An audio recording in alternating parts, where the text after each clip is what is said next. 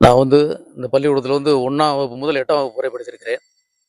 அன்றைய காலகட்டத்தில் பார்த்தீங்கன்னா, சாப்பாடு உள்பட கல்வி தரம் அது அந்த அளவுக்கு இருந்துச்சு. இன்னைக்கு நிலையூர், சம்பக்குளம் இந்த பகுதியில இருக்க மாணவர்களும் இங்கே படிச்சவங்க தான். எங்கள் 604 வீட போக, மிச்சம் இருக்க ஏரியா பூரா படிச்ச பள்ளிக்கூடம் இந்த பள்ளிக்கூடம் தான் வந்து. பல்வேறு பெருமக்களை உருவாக்கிய பள்ளி இந்த பள்ளி வந்து.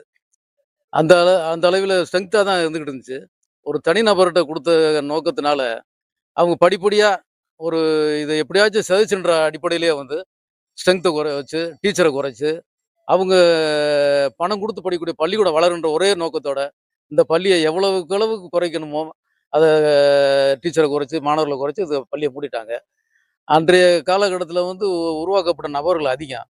அன்றைய ஆசிரியர் பெருமக்கள் அது அப்படித்தான். சொல்லிக் குடுத்தவங்க இன்னைக்கு நாங்கலாம் எல்லாருமே இருக்கோம்னாக்க, அது அன்றைய ஆசிரியர் அவ்வளோ தரமான கல்வி. ஃபுல் ஸ்ட்ரென்த்ல இருந்துச்சு.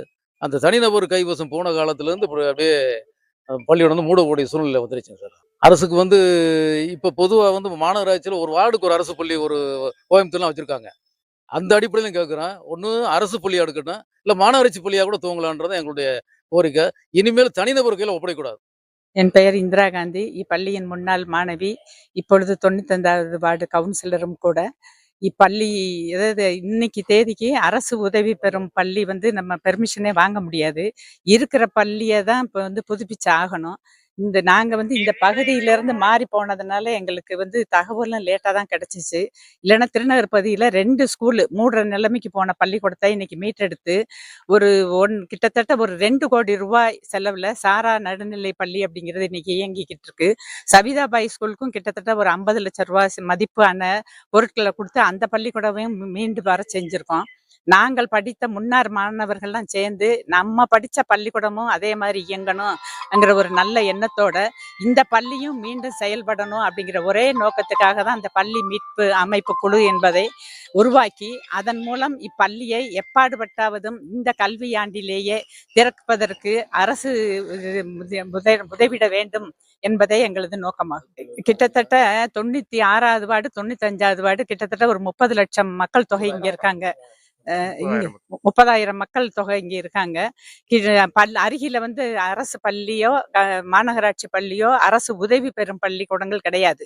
ஒண்ணு இங்கிருந்து நெல்லையூருக்கு போகணும், அல்லது திருப்பரங்குன்றம் 3 கிலோமீட்டர் போக வேண்டியது இருக்கு. வெளியில அதாவது ஏழை மாணவர்களுக்கு பணம் கட்டி படிக்கிறதுக்கு பிரைவேட் ஸ்கூல் போறது, பஸ் ஃபீஸ் கட்டுறது அதெல்லாம் இயலாத காரியம். நாங்க சின்ன பிள்ளைகளா இருக்கும் போதே இந்த பள்ளிக்கூடம் இல்லைன்னா இந்த அளவுக்கு நாங்கெல்லாம் உயர்ந்திருக்க மாட்டோம். ஏழை மாணவர்கள் உயர்வதற்கு இந்த பள்ளியே ஒரே வழியாக இருக்கும் என்பதே எங்களது நோக்கம்.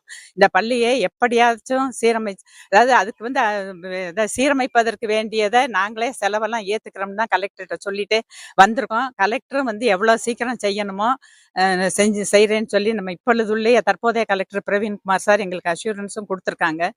டிஓவும் ரிப்போர்ட் எடுத்துட்டோம், ஃபேவரா தான் இருக்கு. சாங்ஷன் ஸ்ட்ரென்த்தே இது வரைக்கும் 9 டீச்சர் மிடில் ஸ்கூல் வரைக்கும் இருக்காங்க. நடுநிலை பள்ளியை கூட அதுக்கப்புறம் பார்த்துக்கிடுவோம், மிடில் ஸ்கூல் வரைக்கும் கொண்டு வருவோம்னு சொல்லியிருக்காங்க. அட்லீஸ்ட் மிடில் ஸ்கூலையாச்சும் இந்த கல்வியாண்டில் ஆரம்பிச்சா நாங்கள் எல்லாம் என்னைக்குமே அரசுக்கும் இதுக்கும் நாங்கள் நன்றி உள்ளவர்களாக இருப்போம். எங்கள் மக்களுக்கும் உதவுன மாதிரி எங்களுக்கும் ஒரு இது கிடைக்கும்.